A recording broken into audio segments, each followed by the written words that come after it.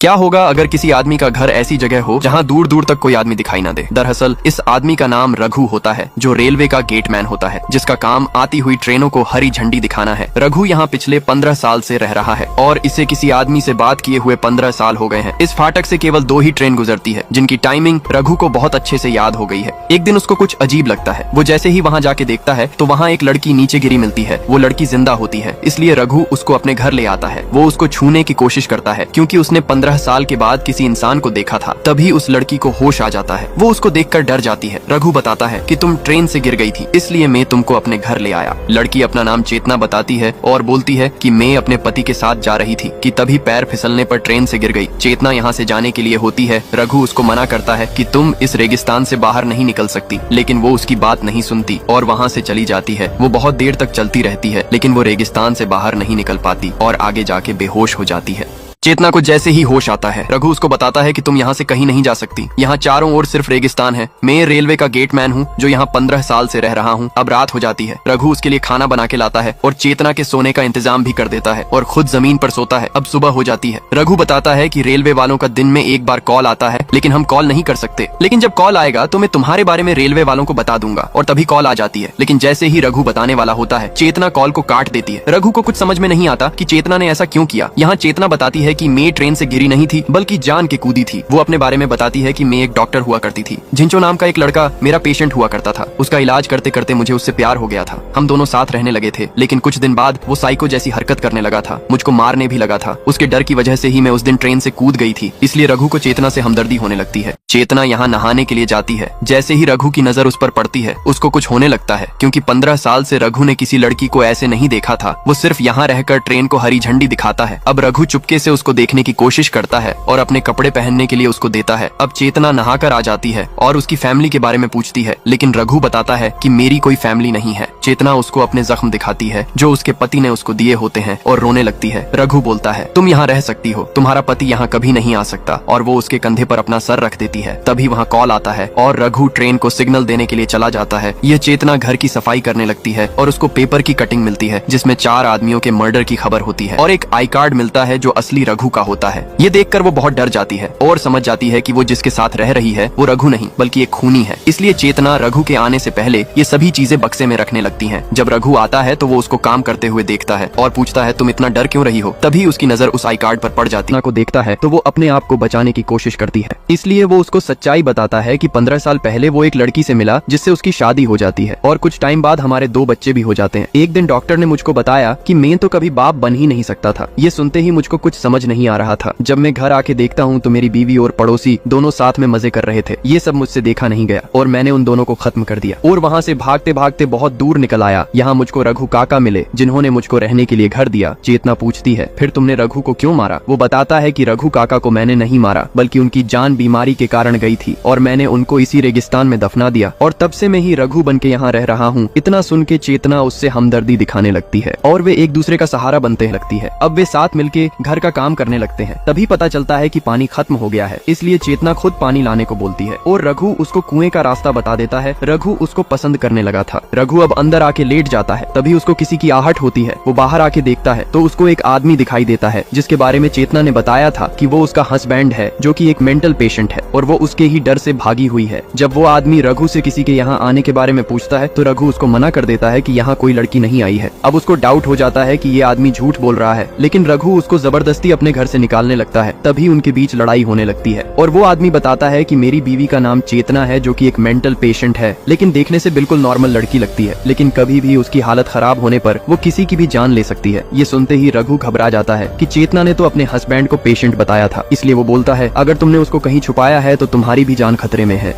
रघु ये बोल के कि तुम्हारी बीवी चेतना यहाँ नहीं है, घर के अंदर आ जाता है। तभी वो आदमी भी अंदर आ जाता है और उसकी नजर चेतना के कपड़ों पर जाती है और वो समझ जाता है कि चेतना यहीं पर है। इसलिए रघु को मारते मारते उसका सुअर बना देता है। तभी रघु के हाथ में रोड आ जाती और वो उसकी रोड मार देता है और वो आदमी शिखा नाम चिल्लाता है। रघु पूछता है, उसका नाम तो चेतना है। वो बताता है, उसका नाम शिखा है, वो एक मेंटल पेशेंट है, वो तुझको भी मार देगी। अब रघु को उस पर थोड़ा विश्वास होने लगता है। यहाँ चेतना कुएं से पानी भरने आई थी, तभी यहाँ रघु आ जाता है और वो जैसे ही उसका नाम शिखा उठा लेता है उसको बहुत बड़ा शौक लगता है और वो बोलती है कि वो आदमी यहाँ आ गया है ना। रघु पूछता है तुमने मुझसे झूठ क्यों बोला। वो बताती कि मैंने झूठ नहीं बोला, शिखा उस आदमी की पहली बीवी थी जिसको उसने मार दिया है क्योंकि वो आदमी पागल है। लेकिन रघु को उस पर विश्वास नहीं होता। रघु बोलता है मुझको समझ नहीं आता कि तुम दोनों में सच कौन बोल रहा है। और चेतना उस आदमी के सामने आ जाती है। वो आदमी बोलता तुमने मेरे साथ ऐसा क्यों किया, चलो हम दोनों वापस चलते हैं। और वो उसको लेके जाने लगता है। तभी वो आदमी रघु को थोड़े पैसे देने आता है। तभी चेतना पीछे से उसके वो रोड मार देती है और खुद रोने भी लगती है। लेकिन रघु बोलता है तुमने बिल्कुल सही किया, इसके अलावा हम कुछ कर भी नहीं सकते थे। अगर तुम इसको नहीं मारती तो मैं इसको मार देता। लेकिन तभी चेतना बोलती है कि तुम कुछ मत बोलो, तुम तो इस पागल की बातों में आकर मुझको इसके साथ भेज रहे थे। मैं तुमको बोलती थी कि ये एक मेंटल पेशेंट है जो मुझको बहुत मारा भी करता था, फिर भी तुम मुझे इसके साथ मरने के लिए भेज रहे थे। तभी वो आदमी वापस उठने लगता है और वे दोनों उसको देखकर डर जाते हैं। लेकिन तभी रघु उसको लोहे की रोड से मारने लगता है और उसका काम खत्म कर देता है। चेतना रघु को ऐसे देखकर डर जाती है। तभी रघु बोलता है कि हमको इसे यहीं पर गाड़ना होगा। इसलिए चेतना उस आदमी को गाड़ने का इंतजाम करने चली जाती है और रघु उसके पास बैठा ही था कि तेज हवा से उसके पैसे उड़ने लगते हैं। तभी रघु उसका पर्स उठाकर उसके अंदर जितने पैसे होते हैं सबको निकालकर अपनी जेब में रखने लगता है। तभी रघु को एक पर्चा मिलता है जिस पर डॉक्टर राठौड़ लिखा होता है और शिखा उसकी पेशेंट होती है। वो अब समझ गया था कि पागल ये आदमी नहीं बल्कि वो चेतना ही थी। रघु जैसे ही पीछे देखता है चेतना पीछे ही खड़ी होती है। रघु की जब नजर बाथरूम की ओर पड़ती है तो वह देखता है कि चेतना नहाने के लिए अपने कपड़े निकाल रही है। रघु अपनी नजर नीचे करने की कोशिश करता है लेकिन उसको कुछ होने लगता है। वो अपने इमोशन कंट्रोल नहीं कर पा रहा था क्योंकि 10 साल के बाद उसने किसी लड़की को ऐसे देखा था। वो अपनी नजर चेतना से हटा नहीं पा रहा था। रघु अब चेतना के पास ही आ जाता है और पास से चेतना को देखने का ट्राई करता है। अब चेतना उसको साफ दिखाई दे रही थी। तभी वहाँ एक गधा आ जाता है और रघु उससे डिस्टर्ब होने लगता है। तभी चेतना को पता चल जाता है और वो बदन पूछने के लिए एक टॉवेल मांगती है और रघु बहुत अच्छे से उसको पकड़ा देता है। तभी चेतना उससे अपने लिए कुछ पहनने के लिए मांगती है। यहाँ रघु बक्से से अपने कपड़े निकालता है जिनमें से कुछ में बदबू भी आ रही होती है और उनमें से एक जोड़ा चेतना को पकड़ा देता है। रघु खुद भी नए कपड़े पहनता है। तभी चेतना भी आ जाती है। चेतना पूछती है तुम यहाँ करते क्या हो। वो बताता है मैं सुबह 5 बजे उठ जाता हूँ और जब ट्रेन आने को होती है तो उसको हरी झंडी दिखाता हूँ और ऐसा करते हुए मुझको यहाँ 10 साल हो गए हैं। रघु उसको एक दवाई दिखाता है अपनी चोट पर लगाने के लिए।